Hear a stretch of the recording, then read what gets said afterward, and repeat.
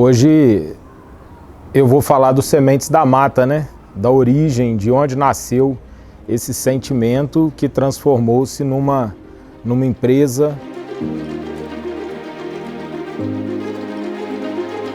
Essa história vem de longe.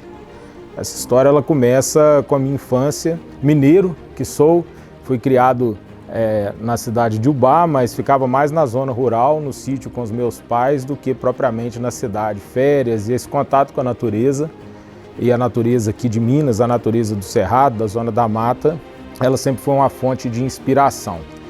E para completar, neto de uma avó que é praticamente uma índia, né? Tem os traços muito fortes de indígena, hoje está com 94 anos, e criado também por uma avó emprestada, que era negra, que também trouxe essa cultura da mata e que me ensinou a respeitar e a valorizar os segredos da mata. Nesse caminho eu passei de um menino que viveu no mato para um estudante de medicina, mas as raízes e a essência da mata, elas sempre ficaram guardadas no meu coração.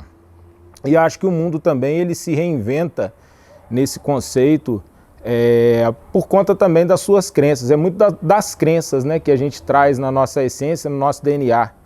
E talvez eu seja muito impregnado por esse Deus de Spinoza, esse Senhor da floresta, esse Deus que está em tudo, que está onipresente. E o mundo talvez nesse momento se desperta para isso, não mais como uma opção, mas como uma necessidade. Passada a minha vida acadêmica, como cirurgião geral, cirurgião plástico, dermatologista, também da área de gestão, né, um cooperativista, e também com muita influência do cooperativismo, que tem uma relação direta com essas comunidades de extrativistas da Floresta em Pé, do extrativismo. Em um desses momentos me despertou realmente para tentar reinventar e redescobrir essa riqueza de Minas, né? Essa riqueza que está acima do solo, que não é mineral, que é a riqueza do nosso bioma, esse bioma que está tão perseguido, tão destruído. Comecei e fui abraçado dentro da Universidade Federal de Juiz de Fora por um projeto que eu estudava uma das palmeiras desse cerrado, que é o coquim-babão, o famoso licuri ou uricuri. E nessa pesquisa eu me surpreendi muito com a qualidade e com as propriedades dermocosméticas desse óleo, né? E foi minha tese de mestrado, onde a gente começou a desenvolver linhas que permitissem que as propriedades desse óleo permeassem e tivesse a sua ação na pele, a sua ação energizante, a sua ação de limpeza, a sua ação revitalizante.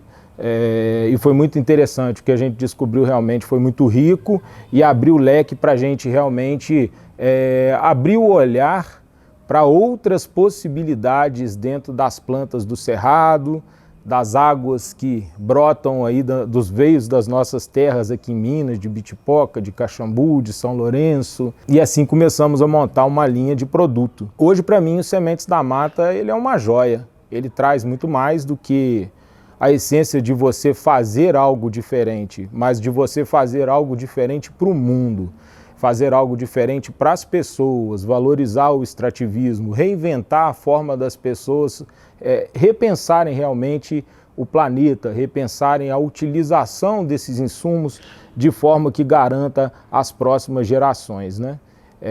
Isso tudo realmente foi um grande turbilhão de sentimentos, porque traz uma medicina de inovação, mas também um resgate à ancestralidade. Quando eu penso na ancestralidade, inevitavelmente a gente pensa no velho mundo, a gente pensa na Europa, e você vê que hoje a tendência do velho mundo é pensar na ancestralidade e o terceiro mundo, ou os países menos desenvolvidos, pensar na inovação. Porque a inovação no terceiro mundo é a inovação da floresta, né? Nós conhecemos muito mais a floresta porque ela é um pouco do nosso DNA.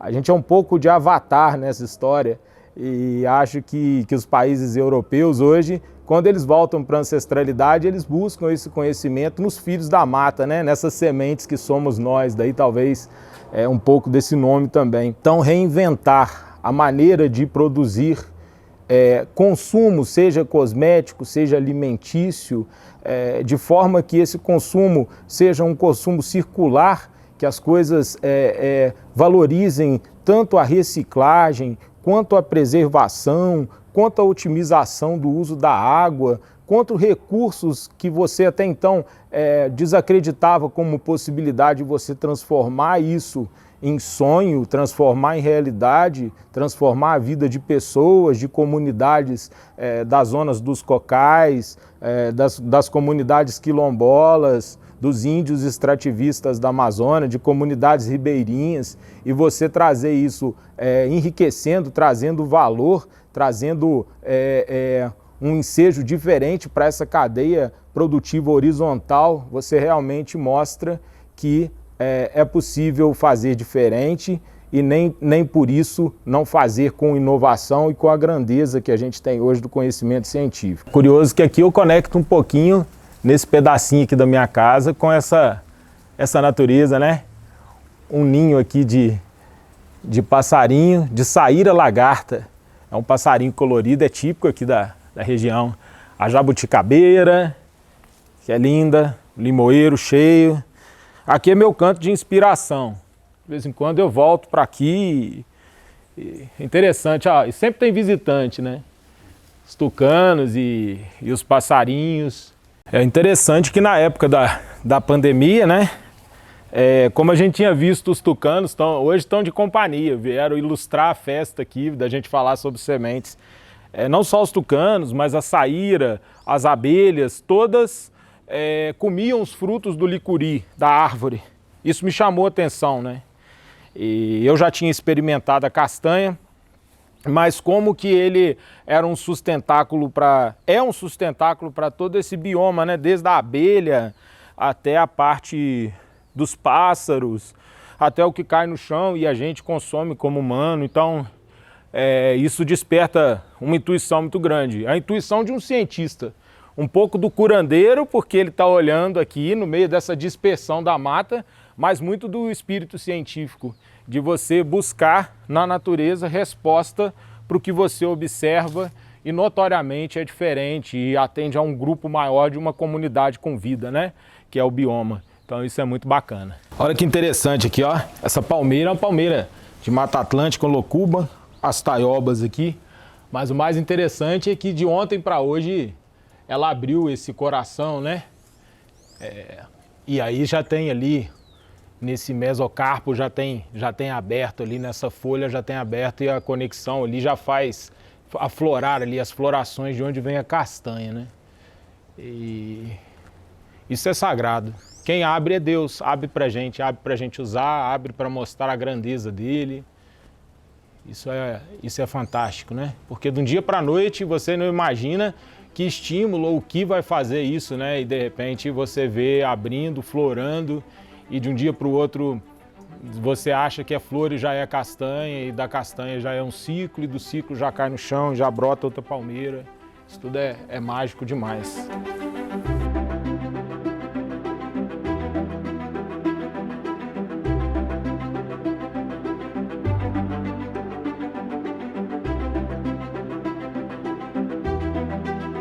Quando eu penso no nosso portfólio de produtos, o que a gente oferece hoje, os shampoos sólidos, a máscara capilar, o balme labial, o gloss, que é maravilhoso, né? Que é feito com, o brilho é feito com pó de mica, assim como os óleos essenciais, os sabonetes de argila com pigmentos naturais e essas propriedades maravilhosas, a parte de home, as velas recicláveis, o aproveitamento da madeira, né?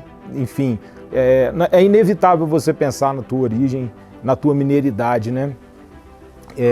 E o que isso faz sentido? O que conecta uma coisa na outra? Essas minas, que são muitas, as muitas minas de Guimarães Rosa, que passa por Mestre Ataíde, pelo Barroco, por Chica da Silva, por Milton Nascimento, que é um mineiro emprestado, mas não deixa de ser mineiro, e tantas outras riquezas dessa terra, do Clube de Esquina, da arte de Carlos Drummond, dos minerais, enfim, essa Minas diversa, que é diversa em riqueza e é diversa em possibilidades, né? Então acho que o Barroco ele traz muito isso. essa simplicidade de fazer diferente, essa teoria minimalista aplicada também na cientificidade, nos dermocosméticos, né? Menos é mais, é você fazer com excelência, com poucos produtos, que realmente é o minimalismo, esse conceito, atingir o mesmo efeito que ele tem que atingir para a função que ele se propõe. Eu acho que isso é um pouco da economia do mineiro. Acho que a gente fala pouco, a gente resume muito as coisas e com a ciência não é diferente. A gente é minimalista, mas é extremamente eficiente, né? Desde o nosso pãozinho de queijo ao nosso queijo canastra, as riquezas que a gente tem da terra, eu acho que toda essa mistura está um pouquinho nos sementes da mata, está um pouquinho no que a gente, nesse toque de carinho, nesse toque acolhedor, nesse toque, eu acho que um pouco maternal e que o mineiro não pode deixar de ter. Na nossa caixinha, nas nossas embalagens, a gente traz as cores aqui do cerrado, de alguns lagos, de algumas cachoeiras, da riqueza orgânica da água. Então isso conta muito a nossa história, né? A vontade da gente atravessar e chegar com isso até o mar e levar isso para as pessoas.